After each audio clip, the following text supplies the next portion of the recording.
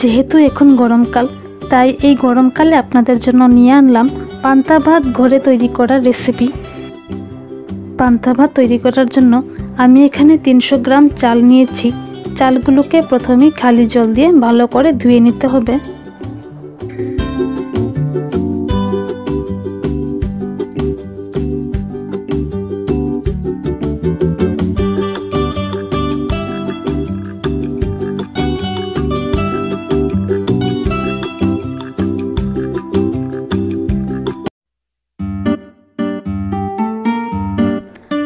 চালগুলোকে ভালো করে ধুয়ে ভাত বানানোর জন্য বসিয়ে দিলাম চুলোয়।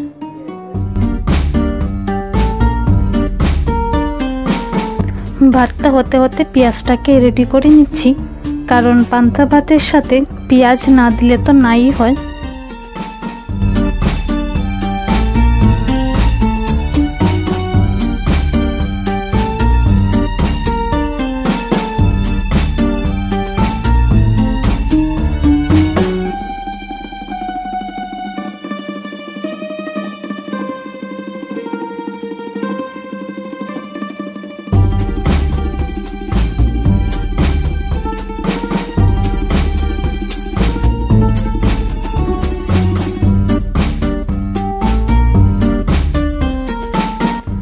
কিছুক্ষণ পর ভাতে ফেনা উঠে ফুটে ওঠা শুরু করে দিয়েছে। এখন আর ঢেকে রাখবো না।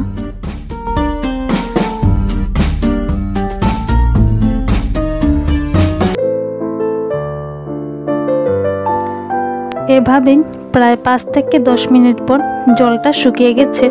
চেক করে নিচ্ছি যে ভাতটা হয়ে গেছে কিনা। ভাতটা পুরোপুরি গলে গেছে, তার মানে পুরোপুরি সেদ্ধ হয়ে গেছে।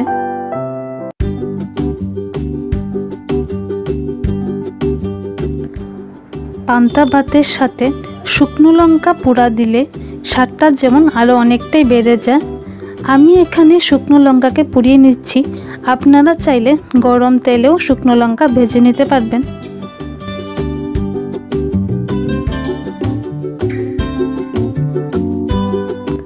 ভাতের মাড় গলানো আগেই করে নিয়েছিলাম। এখন ভাতটাকে ঠান্ডা করার জন্য ঠান্ডা জল দিয়ে ধুয়ে নিচ্ছি।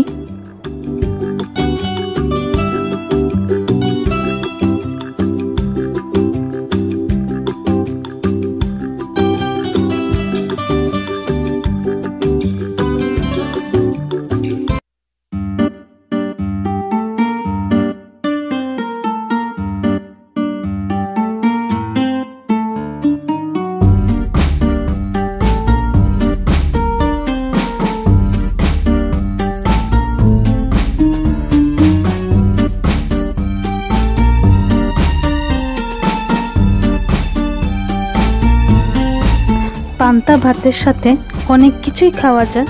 আমি এখানে নিয়েছি ঘরের বানানো মুসুরের ডাল।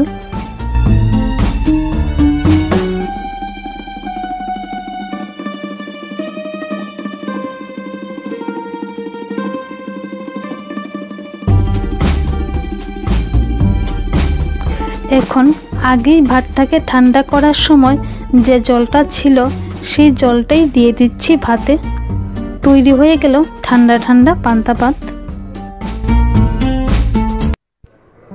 এখন পান্তা ভাতের সাথে যা যা লাগবে তা হচ্ছে গোল গোল করে কেটে রাখা পেঁয়াজের টুকরো, তার সাথে থাকছে লেবু, আর হচ্ছে পুড়িয়ে রাখা শুকনো লঙ্কা আর কয়েকটা কাঁচা লঙ্কা।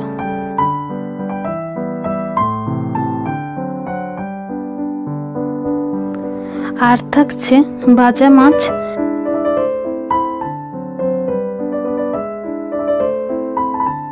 মুসুরের ডাল, ডিমের অমলেট এবং শুটকির চাটনি। ভিডিওটা ভালো লাগলে লাইক, শেয়ার এবং সাবস্ক্রাইব করে দেবেন। আর পাশে থাকা বেল আইকনটাকে ক্লিক করে দেবেন, তাতে করে আমাদের বানানো রেসিপি সবার আগেই আপনার কাছে চলে যাবে। এমনি আরও নতুন নতুন রেসিপি নিয়ে আসবো আপনাদের কাছে। ভালো থাকুন, সুস্থ থাকুন, ধন্যবাদ।